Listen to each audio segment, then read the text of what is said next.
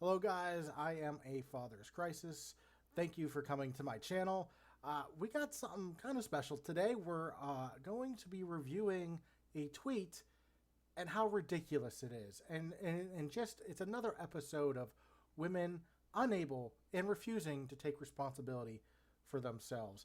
So strap yourselves in and we're going to get into it. There is no denying that there are many human rights issues that uniquely or disproportionately affect men. In this country, fathers are not second-class citizens. I know there are a lot of people out there, including judges and probation officers, who still don't get that message, but fathers are not second-class citizens. Sometimes they're actually better parents.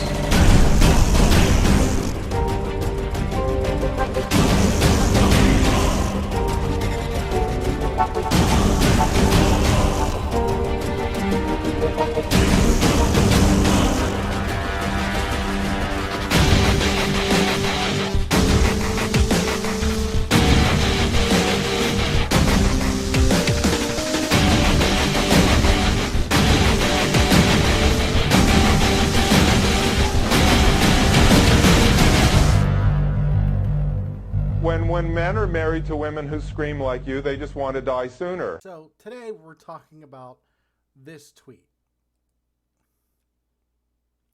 My baby daddy got promoted, so I appealed for more child support. He ordered a DNA test. Should have done that earlier. And my son failed.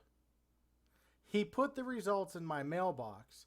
I forgave myself for cheating, but he's being petty. He's been my son's dad for 8 years. Why ghost my child now? How to fix it? Boy, there is a lot to unpack there. This is insane. First of all, your son didn't fail. You failed as a partner and wife or and mother. You failed. Your son doesn't fail a DNA test. No one fails a DNA test. That test is to make sure who the father is. And you were already extorting money from a man who wasn't the father. And you knew. So let's talk about this when it comes to child custody and all that. This happens very often where a man who's already paying crazy amounts of child support might get a promotion, might get a second job to help supplement his income because he can barely live off one income anymore. So when women found this out, they then go after a man's more money from the man. See, child support is supposed to be what the child, it's supposed to make sure the child lives the same life he did before the separation. So then why is it when men make more money after the separation, then the child needs to then get more money? And it's not the child getting more money. We all know that most of the time women are using this for their own expenses, and sometimes, in most extreme cases, neglecting the child all completely. So, but this is something that, which is a big reason why a lot of men find jobs under the table, because they can't allow anybody to know, or the government to know, he's making more money, because all the government's going to do is take more money for child support, especially if the ex finds out. And the reason why he's probably getting a second job is because he can't afford to live off the one job, because 50% or more of his paycheck is being taken. So they put men in these positions, and then when they get promoted or get a second job, they just go after them more. I mean, way to like, I mean, why work? Why would you want to make more money if it's just going to be taken away and you're going to be left in the same spot? Why risk losing your kids more because you have to work on the weekends and lose your weekends with your kids? Because you can't live anymore. Why bother working? So, I mean, it makes men not want to work when this stuff happens. And you can see how greedy these women are when they do this. So after she appealed to get more child support, he ordered a DNA test. Now, Now, most states, when there's a child support order, when you're not married, order you a paternity test. I know basically in my state, if you're not married, you're basically ordered to get a paternity test first. Now, I don't know what state this was in, or maybe this was private child support, just him just paying her outside the court. I don't know the exact situation, but this dude should have done that from the beginning. In fact, I always advocate, I don't care if you're a married man or what, that before you sign anything, a birth certificate or anything like that, or acknowledgement of paternity, you need and must get a paternity test, and I think that needs to be done by law. The law should require any man, before he signs a paternity test, sign a birth certificate, get a paternity test. They found that when in child support court, women 30% of the time put down the wrong father. So either these women didn't know for sure who the father was, or was putting down a man they thought would better provide for their kids and not the real father. 30% of the time, these tests come back not the father. 30% of the time. That's a lot. Now, this doesn't have that's probably too high for the general population because these are contested cases of paternity. But I think amongst the general population, it's probably close to 10. I think I'm being honest. So I think paternity, and of course, women oppose this completely. Why are women opposed to this? Why would women be opposed to this? It's not their blood getting drawn or their hair being tested, because women want the ability to lie. They want this. They want this privilege of knowing they are definitely 100% the mother, but then get to choose who the father is because of who makes more money or not. So this guy effed up before. He should have gotten the DNA test immediately, but didn't. But he did it now. And then my son failed, she says. Her son failed. Like I said in the beginning, no one fails a DNA test. No one fails a DNA test. Her son didn't fail. This was her failure. This was her failure to be a good mom. And this lie that she has now extended for 8+ years now is all on her. She failed this, not the son. But again, women cannot take responsibility for anything, especially women like this. Now, I forgave myself for cheating, but he's being petty. Bitch, you made this man think this child was his for 8 years, and you made your child think the wrong man was his father for 8+ years. You're the problem. Forgive yourself. But he's being petty. You should just forgive me. Why? He at this point, he has zero responsibility for you or that kid. And you put that kid in the situation. She finishes up. He's been my son's dad for 8 years. Why ghost my child now? How to fix it? That's your fault. This is, again, 150% your fault. You cheated. You lied to both to this man and to your child. And now you want sympathy and want to put blame on him for being petty. You have taken no responsibility. You have completely ruined your child and any possible relationship he probably is going to have with his biological father. But who knows? That biological father, you might know damn well who he is, and he's probably, in jail or, a druggie or whatever. Because you certainly didn't want him around your kid. So you put it on this poor man who's been paying child support for 8+ years. And you want to get mad now that he's questioned the paternity? Sorry, ho. This is your fault. This is craziness. But like I said earlier, this is exactly why we need paternity testing being mandatory for any man wanting to sign a birth certificate or have an acknowledgement of paternity. You must get a DNA test, period. You must know 100% sure before you sign that birth certificate if you're the father or not. And then after the test, if you still want to sign it, well, then that's on you. Fine. Then at least you can have an informed decision. You then have now you've informed and has now consented to being this kid's father. As long as it's informed. That's why this should be a law. Because it only is giving you information, the 100% truth, and finding out if you're the father or not. Then after that, if you want to sign the birth certificate or not, that's on you. At least, like I said, at least you know. And then you can take. I mean, I would advise against it if you don't become the father. If you aren't the father, advise against it. Because then you're only putting yourself in trouble if she ever wants to leave you. Because now you are going to be responsible for child support even after you had the paternity test. Because remember, especially if you're a married man, you have only 2 years to contest paternity.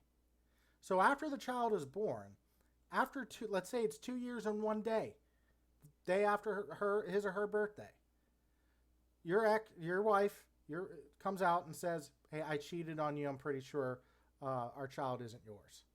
You get a DNA test that day, find out you're not the father. Too bad, because you're married in most states. That is your responsibility no matter what. And the biological father just skirted his responsibility. He will never be liable to pay for that kid, even if she goes back to the guy that she was with, that she cheated on you with. That's the world we live in. But, the queen passed away today. You know what I say? Bring back the patriarchy then. The queen is dead. Bring back the patriarchy. Because this kind of stuff, this entitlement, this absolute avoidance of responsibility by women, we're done. Men are done with it. This is why we're not getting married. This is why we don't want to have, a lot of guys don't want to have kids. And because, there's a lot of women like this. And a lot of women are like this. And more women are becoming like this. The dating pool is just terrible for men. I have friends all the time. It's like, you can't go 3 profiles without finding a woman who's pregnant already and is looking for love. Oh, I'm already pregnant, but you must accept my kids. Yeah, every 3rd profile is like that. But hey, but whatever, That's why there's MGTOW men around that want to have nothing to do with women.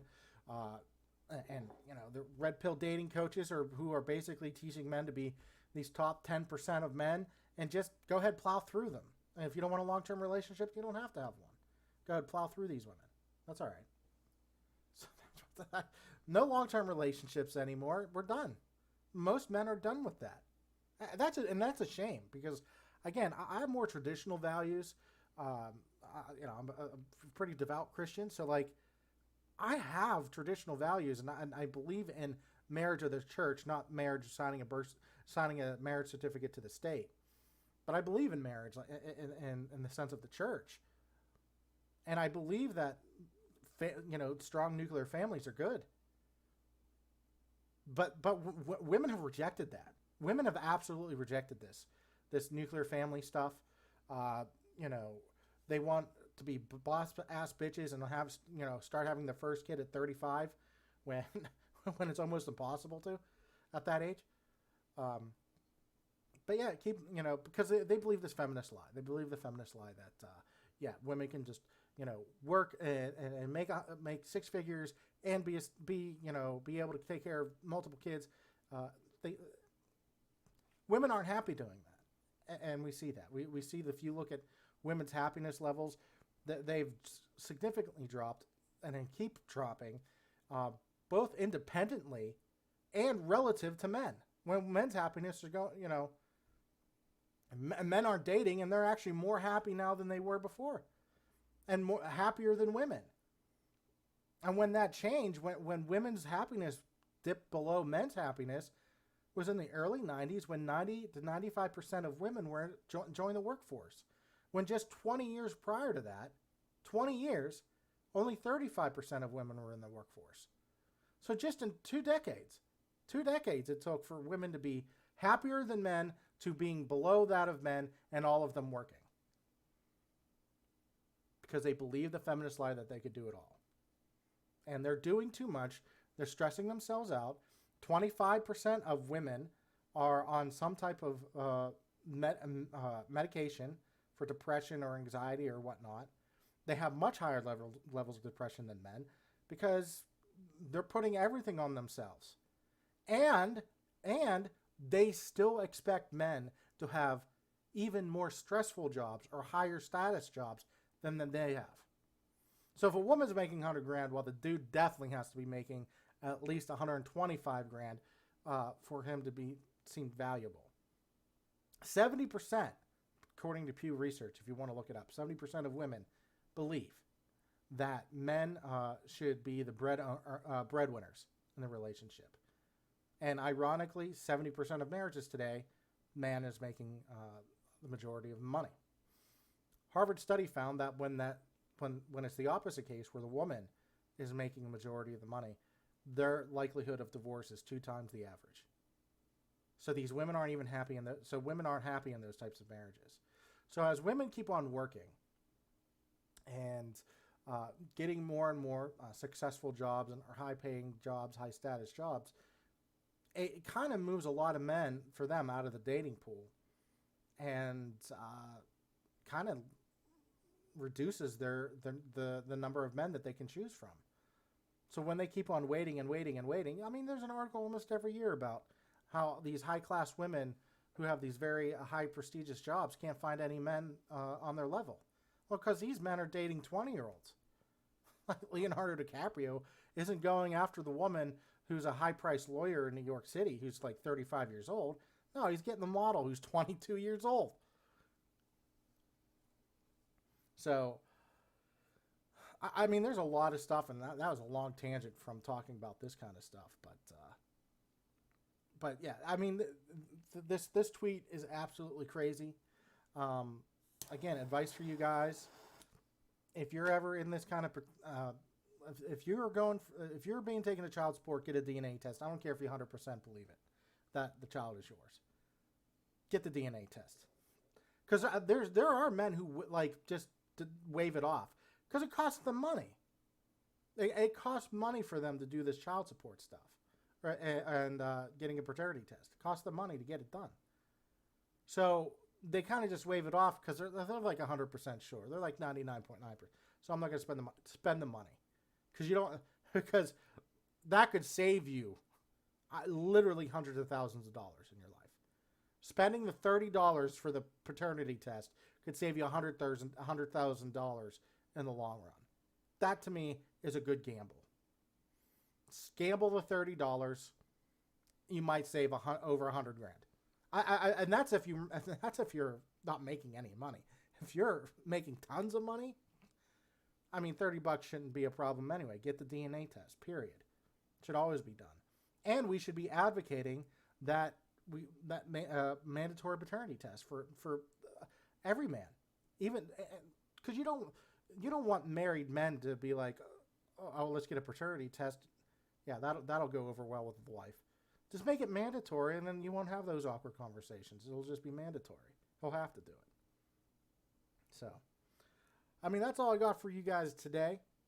Again, thank you for joining my channel. Thank you for listening. Please like, subscribe. This is going up on YouTube and Rumble. I'm not censoring myself, so it's probably going to be very soon before YouTube starts censoring my videos and possibly even deleting my account. So if you are watching on YouTube, please follow me on Rumble because pretty soon I'll probably get banned from here, and I'll just be posting on Rumble from then on in. So join me on Rumble. That's where I'm going to be doing most of my stuff anyway. So thank you guys again. Have a good time, and I hope to see you again. Groovy.